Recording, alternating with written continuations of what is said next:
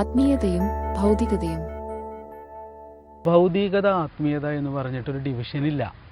ഭൗതികത എന്ന് പറഞ്ഞാൽ സാങ്കേതികമായി പറഞ്ഞാൽ അർത്ഥം പെരിഫറലായിട്ടുള്ള ബാഹ്യമായ പ്രതലങ്ങളിൽ നടത്തുന്ന സഞ്ചാരം.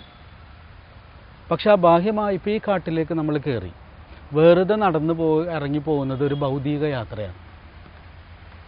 പക്ഷെ ഇതേ കാട്ടിൽ തന്നെ വേറൊരാൾ കയറി, എന്നിട്ട് രണ്ടാളും പോയി അപ്പുറത്ത് ചെന്നിരുന്ന ഒരു കോഫി ഷോപ്പിൽ ഇരുന്നിട്ട് ഈ കാട്ടിൽ ഇപ്പം നമ്മൾ ഇത്രയും പേര് ഈ കാട്ടിൽ ഇറങ്ങിയിട്ട് നമ്മൾ രണ്ടുപേരും പുറത്ത് പോയിരുന്നൊരു ഹോട്ടലിൽ ഇരുന്നിട്ട് നമ്മൾ ഈ കാടിനെ കുറിച്ച് സംസാരിക്കുമ്പോൾ ഇത്രയും ആളുകൾ സംസാരിക്കുന്നത് വേറെ ആയിരിക്കും.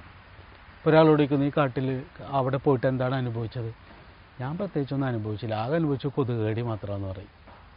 വേറെ ആൾ പറയും കൊതുകേടിയൊക്കെ ഉണ്ടായിരുന്നെങ്കിലും അപ്പുറത്ത് നല്ലൊരു പോണ്ട് ഉണ്ടായിരുന്നു, പിന്നെ നല്ലൊരു മുളങ്കാട് ഉണ്ടായിരുന്നു, കുറേ ചെടികളുണ്ടായിരുന്നു, അണ്ണാനുണ്ടായിരുന്നു, അതനുഭവിച്ചത്. വേറൊരാൾ പറയും ഞാൻ എൻ്റെ ഉള്ളിൽ കയറിയ സമയത്ത് എൻ്റെ ഉള്ളിൽ ഒരുപാട് ചിന്തകളുണ്ടായിരുന്നു, അതൊക്കെ ഇങ്ങനെ അടങ്ങി വരുന്നത് ഞാൻ കണ്ടു. ഞാനവിടെ മുളങ്കാട് കണ്ടു, പൂക്കളെ കണ്ടു, അണ്ണാനെ കണ്ടു, നിശബ്ദത അനുഭവിച്ചു. അതിൻ്റെ ഉള്ളിലൂടെ ഇങ്ങനെ നടക്കുമ്പോൾ പുറത്തെ ലോകവും എൻ്റെ ലോകവും വേറെ വേറെയായി മാറാതിരിക്കുന്നത് അനുഭവിച്ചു. വല്ലാത്തൊരു സമാധാനം അനുഭവിച്ചു. ഞാൻ എന്നിട്ടൊരു സ്ഥലത്ത് ചെന്നിരുന്നു എന്ന് പറയും.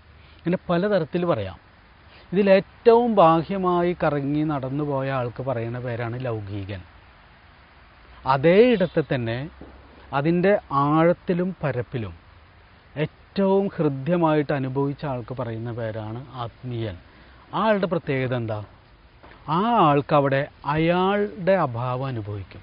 അയാളവിടെ അയാളങ്ങ് അലിഞ്ഞലിഞ്ഞില്ലാതായി പോവുകയും ഈ കാടും ഇതിൻ്റെ മൗനവും എല്ലാം അയാളുടെ ഒരു ഭാഗം പോലെ അനുഭവിച്ച് ഇതൊക്കെ കൂടി ചേർന്നതാണ് ഞാൻ എന്ന് പറയുന്ന ഒരു അനുഭവത്തിലൂടെ അയാൾ നടന്നു പോകും.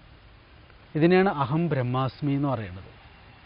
അഹം ബ്രഹ്മാസ്മി എന്ന് പറഞ്ഞാൽ ഇത്ര അർത്ഥമുള്ളൂ. ഇതിൻ്റെ ഉള്ളിൽ കയറുമ്പോൾ ഞാൻ മാത്രമാണ് ഉണ്ടായിരുന്നതെങ്കിൽ ഇതിൻ്റെ ഉള്ളിൽ കയറിയപ്പോൾ ഞാൻ എൻ്റെ ചിന്തകളൊക്കെ അപ്രസക്ത ആവുകയും ഇതെല്ലാം കൂടിയുള്ള ഒരു നിറവ് അനുഭവിക്കുകയും ചെയ്യുന്നതിനെ പറയുന്ന പേരാണ് അഹം ബ്രഹ്മാസ്മി.